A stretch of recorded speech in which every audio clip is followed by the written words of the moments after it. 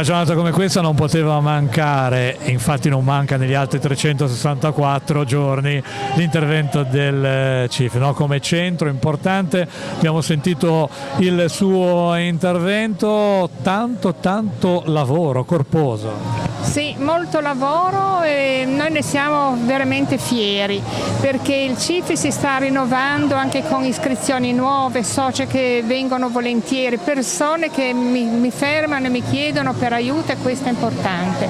Allora, mi scusi se interrompo, ne posso essere testimone, perché per portarla qua a fare l'intervista io ci ho messo 20 minuti perché c'erano persone che prendevano appunti, però anche questo è bello. Sì, è piacevolissimo, il nostro lavoro viene apprezzato proprio da queste persone che hanno bisogno e si rivolgono a noi. Bene, quindi insomma tante iniziative che ha raccontato, ma una è proprio in calendario, il 18 marzo arriva. Cosa succede? Ma il 18 marzo festeggiamo gli 80 anni della nostra associazione e quindi molti.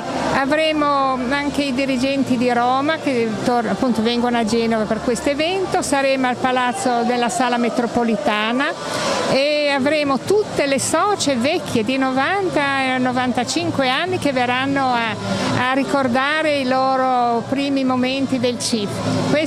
Fra questi avremo probabilmente anche la mamma del presidente della regione, il dottor Bucci, che è sempre stata la segretaria del consultorio del CIF. E il presidente mi ha assicurato che se la mamma si sente la porta volentieri, ma come con lei ci sono altre signore che veramente hanno vissuto tutta la vita nel CIF. Quindi sarà un bel momento di ricordo, ma non soltanto di ricordo, perché insomma poi con uno sguardo molto preciso verso il futuro, no? Sì, verso il futuro. E abbiamo già progetti nuovi naturalmente che spero di realizzare e speriamo nella salute, visto che tutti gli anni abbiamo un anno in più. Andrà sicuramente bene. E alla prossima, quindi appuntamento al 18 marzo per gli 80 anni. 80 anni del CIF, quindi veramente un raggiungimento credo straordinario, veramente. E ripeto, tutti gli anni si aggiungono soci, questo è il bello. Io vi ringrazio della vostra intervento. Trovo quasi in imbarazzo a parlare in un palco così importante, ma sono felice di farmi conoscere e soprattutto far conoscere la nostra associazione. Io sono presidente del Centro Italiano Femminile, che è la prima associazione femminile che è nata in Italia nel 1945. Il 18 di marzo festeggiamo 80 anni.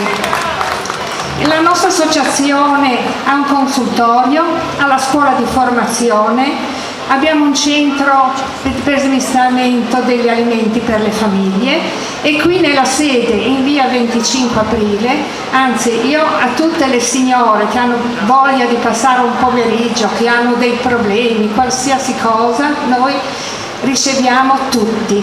E in questo centro noi abbiamo fatto il corso di italiano per un gruppo di ragazzi ucraini scappati dalla guerra, arrivati a Genova, non conoscevano una parola di italiano, gli abbiamo trovato l'alloggio e gli abbiamo insegnato per quello che potevamo 6 mesi di italiano.